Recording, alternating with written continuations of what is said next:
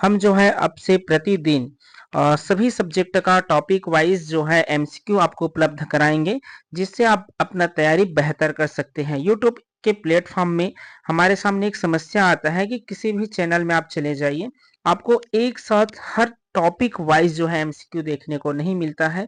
तो हम प्रयास करेंगे कि आपको हर सब्जेक्ट का छोटा से छोटा, बारीक से बारीक चीज भी एमसीक्यू के माध्यम से आपको प्राप्त हो सके। संवैधानिक विकास के एमसीक्यू को हम देखने वाले हैं, तो चलिए वीडियो प्रारंभ करते हैं।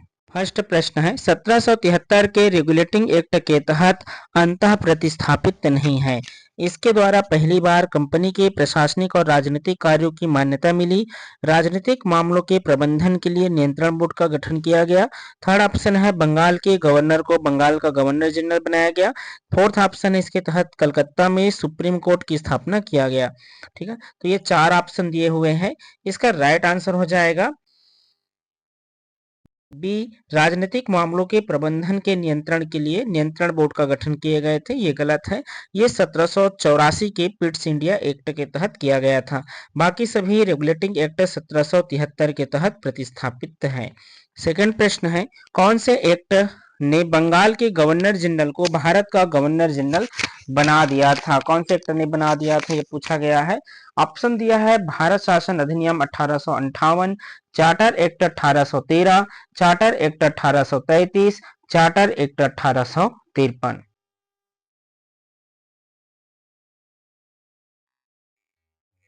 राइट आंसर है सी, चार्टर एक्ट 1833। ठीक है, इसके तहत बंगाल के जो गवर्नर जनरल थे उसे भारत का गवर्नर जनरल बनाया गया था। और ऐसे भारत के गवर्नर जनरल बनने वाले प्रथम व्यक्ति कौन थे? तो लॉर्ड विलियम बेंटिंक थे। ठीक है, लॉर्ड विलियम बेंटिंक। नेक्स्ट प्रश्न है, चार्टर एक्ट 1813 के संबंध में निम्नलिखित में से कौन सा कथन सही नहीं है? फर्स्ट ऑप्शन दिया है, इसने भारत में ईस्ट इंडिया कंपनी के व्यापारिक कार्यों को चाय के व्यापार को छोड़कर समाप्त कर दिया। उसके बाद सेकंड ऑप्शन दिया है, इसने कंपनी के अधिकार में लिए गए भारतीय राज्य क्षेत्र में ब्रिटिश राज की संप्रभुता को सुदृढ़ कर दिया। थर्ड ऑप्शन है, भारत का राजस्व ब्रिटिश संसद के नियंत्रण में आ गया। फोर्थ ऑप्शन है, इसने पहली बार भारतीयों की शिक्षा पर प्रति वर्ष 1 लाख खर्च करने का उपबंध किया। इसमें कथन सही नहीं है, पूछा है कि चार्टर एक्ट 1813 के तहत। तो इसका राइट आंसर हो जाएगा सी, भारत का राजस्व अब ब्रिटिश संसद के नियंत्रण में आ गया। क्योंकि भारत का जो शासन है प्रत्यक्ष ब्रिटिश नियंत्रण के अंतर्गत अगर हम देखें तो 1857 के क्रांति के बाद जो भारत शासन अधिनियम 1858 आया था, उसी के तहत जो है प्रत्यक्ष रूप से भारत में ब्रिटिश राजशाही प्रारंभ हुए थे। ठीक है, तो इसका राइट आंसर हो जाएगा, सही नहीं है चार्टर एक्ट 1813 के तहत, वह है सी। नेक्स्ट प्रश्न है, किस अधिनियम ने भारतवासियों को अपने देश की प्रशासन में कुछ हिस्सा लेना संभव बनाया? ठीक है, कौन सा ऐसे एक्ट है जिसमें भारतीय लोगों ने प्रशासन में हिस्सा लेना संभव बनाए थे, उसके बाद हिस्सा लेना प्रारंभ हो गए थे? तो ऑप्शन दिया है, charter act 1833, charter act 1853, government of India act 1858, Indian council act 1861। तो इसमें राइट आंसर हो जाएंगे ए, चार्टर एक्ट 1833। नेक्स्ट प्रश्न है, ब्रिटिश भारत में सांप्रदायिक प्रतिनिधित्व की व्यवस्था निम्नलिखित में से किस अधिनियम के द्वारा किया गया है? इसमें पूछा है जो सांप्रदायिक निर्वाचन प्रणाली है, अर्थात हिंदू हिंदू को वोट देगा, मुस्लिम मुस्लिम को वोट देगा, सांप्रदायिक निर्वाचन प्रणाली। ठीक है, ये पूछा गया है। ऑप्शन दिया है, भारतीय परिषद अधिनियम 1892, भारत शासन अधिनियम 1909, भारत सरकार अधिनियम 1919, भारत सरकार अधिनियम 1935। तो इसका राइट आंसर हो जाएंगे बी, भारत सरकार अधिनियम 1909।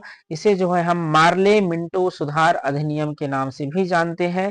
ठीक है, मार्ले मिंटो सुधार अधिनियम। मिंटो उस समय भारत के वायसराय थे तत्कालिक 1909 के आसपास, इसीलिए लॉर्ड मिंटो को भारत में सांप्रदायिक निर्वाचन के जनक भी कहते हैं, लॉर्ड मिंटो को। तो इसे भी आप याद रख सकते हैं। प्रश्न है, निम्नलिखित में किस अधिनियम के अंतर्गत भारतीय विधान परिषद को बजट पर बहस करने की शक्ति प्राप्त हुई थी? बजट पर भारतीय लोगों को जो है बहस करने का शक्ति कब प्रदान किया गया था, ये पूछा गया है। ऑप्शन दिया है भारतीय परिषद अधिनियम 1861, भारतीय परिषद अधिनियम 1892, भारत शासन अधिनियम 1909, भारत शासन अधिनियम 1919। आंसर हो जाएंगे इसमें बी, भारतीय परिषद अधिनियम 1892 के तहत बजट पर बहस करना की शक्ति जो है प्रदान किए गए थे। नेक्स्ट प्रश्न है, कौन से अधिनियम के द्वारा भारत में संघीय न्यायालय की स्थापना की गई थी? संघीय न्यायालय की स्थापना की गई थी। संघीय न्यायालय की स्थापना से भारत में 37 में किया गया था। तो आप इससे आप गेस कर सकते हैं कि कौन से एक्ट हो सकता है। ठीक है, ऑप्शन दिया है भारत सरकार अधिनियम 1935, भारत सरकार अधिनियम 1909, भारत सरकार अधिनियम 1919, भारतीय परिषद अधिनियम 1892। आ जाएंगे ए, भारत सरकार अधिनियम 1935। प्रश्न है, भारत का यहाँ पर संख्या लिखा हुआ है, ये संघीय है। ठीक है, भारत का संघीय न्यायालय निम्नलिखित में से किस वर्ष स्थापित किया गया था? तो जस्ट अभी मैंने बताया किस वर्ष स्थापित किए गए थे, 37 में। तो राइट आंसर आ जाएंगे इसके बी, 1937। नेक्स्ट प्रश्न है, निम्न में किस अधिनियम के द्वारा केंद्र में द्वैध शासन प्रणाली को स्थापित किया गया था? केंद्र में द्वैध शासन प्रणाली कौन से एक्ट के तहत जोड़े गए थे? ऑप्शन दिया है भारतीय परिषद अधिनियम 1892, भारतीय परिषद अधिनियम 1909, भारत शासन अधिनियम 1919, भारत शासन अधिनियम 1935। तो राइट आंसर हो जाएंगे इसके डी, भारत शासन अधिनियम 1935 के द्वारा केंद्र में द्वैध शासन प्रणाली को लागू किया गया था। नेक्स्ट प्रश्न है, भारतीय विधान पालिका प्रथम द्विसदनीय बनाई गई। भारतीय विधान पालिका में पहली बार द्विसदनीय व्यवस्था कब अपनाया गया था?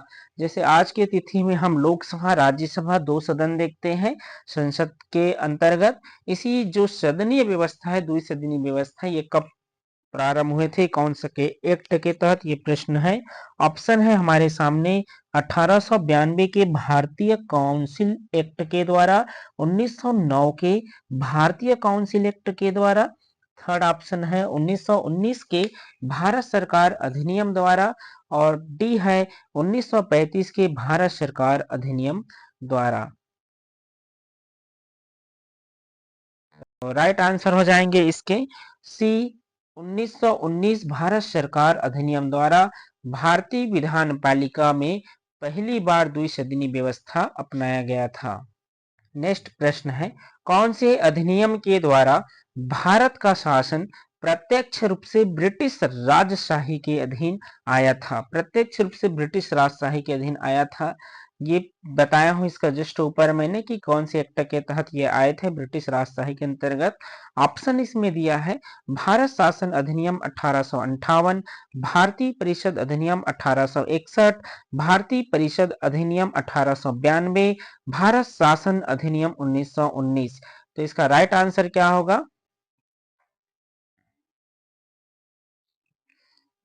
इसका राइट आंसर हो जाएगा ए, भारत शासन अधिनियम 1858। प्रश्न है, निम्नलिखित में से किसके द्वारा प्रांतों में द्वैध शासन तथा प्रांतीय स्वायत्तता का जो है प्रारंभ हुआ था, शुरुआत हुआ था?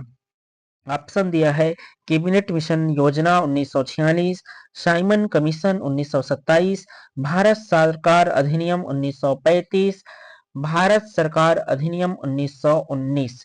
तो इसका राइट आंसर क्या होगा? डी, भारत सरकार अधिनियम 1919 के तहत प्रांतों में द्वैध शासन लागू हुआ था।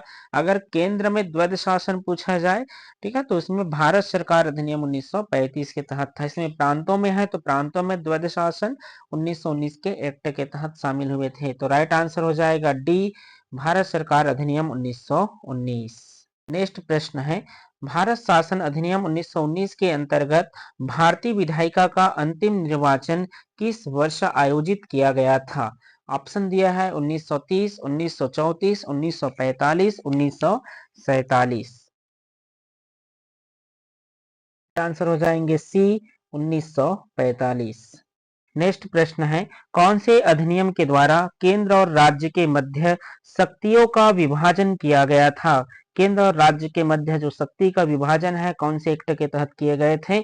ऑप्शन दिया है मार्ले मिंटो सुधार अधिनियम 1909, भारत सरकार अधिनियम 1919, सी भारत सरकार अधिनियम 1935, डी भारतीय स्वतंत्रता अधिनियम 1947। राइट आंसर क्या होंगे? सी भारत सरकार अधिनियम 1935 के द्वारा केंद्र और राज्य के मध्य शक्तियों का विभाजन हुए थे। नेक्स्ट प्रश्न है, अखिल भारतीय महासंघ की स्थापना करने का प्रावधान शामिल किया गया। अखिल भारतीय महासंघ, भारत के अंतर्गत जो संघ है वो अखिल भारतीय महासंघ संघ के रूप में कब स्थापित किए गए थे? ऑप्शन दिया है भारत सरकार अधिनियम 1935, कैबिनेट मिशन योजना 1946, भारत सरकार अधिनियम 1919, भारतीय परिषद अधिनियम 1892। तो किसके तहत इसमें शामिल किए गए थे? भारत सरकार अधिनियम 1935 के तहत। तो राइट आंसर आ जाएंगे ए भारत सरकार अधिनियम 1935। प्रश्न है, कौन से एक्ट के द्वारा भारत सचिव का पद बनाया गया था? कौन से एक्ट के द्वारा जो है भारतीय सचिव का पद बनाए गए थे? ऑप्शन दिया है भारत सरकार अधिनियम 1858, भारतीय परिषद अधिनियम 1881, अगस्त प्रस्ताव 1940 और गोलमेज सम्मेलन 1931। आंसर होंगे ए भारत सरकार अधिनियम 1858। नेक्स्ट प्रश्न है, निम्न में से कौन सा अधिनियम भारत में सिविल सेवकों की खुली भर्ती की व्यवस्था करने के लिए उत्तरदायित्व है? तो इसमें ऑप्शन दिया है charter act 1833, charter act 1853, Bharat सरकार अधिनियम 1858, रोल एक्ट 1919।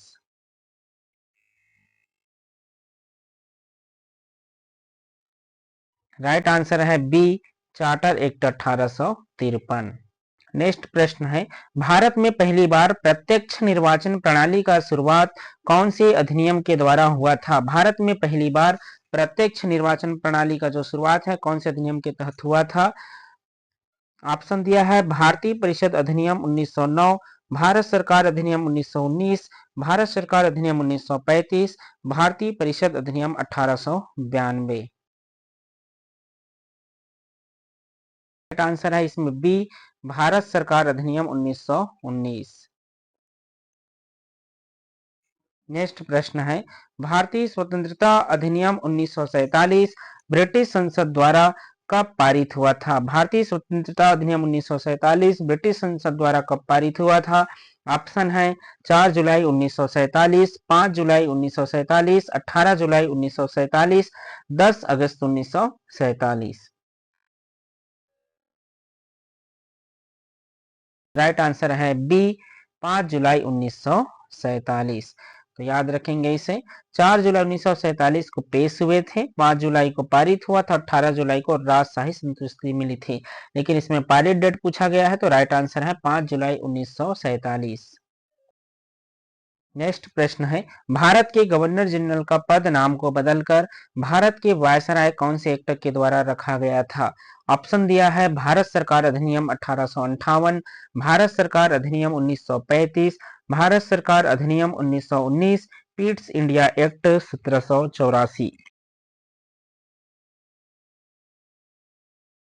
राइट आंसर आ जाएंगे ए भारत सरकार अधिनियम 1858 के तहत जो है गवर्नर जनरल का जो पद था उसे वायसराय के पद के रूप में बना दिए गए थे।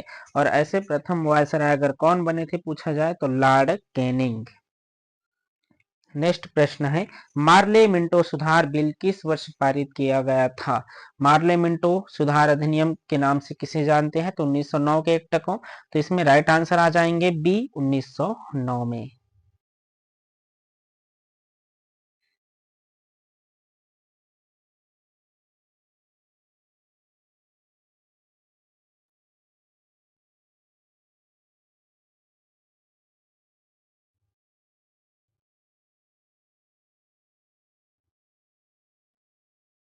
आज के वीडियो में इतना ही। आगे हमसे बने रहने के लिए चैनल को सब्सक्राइब करें।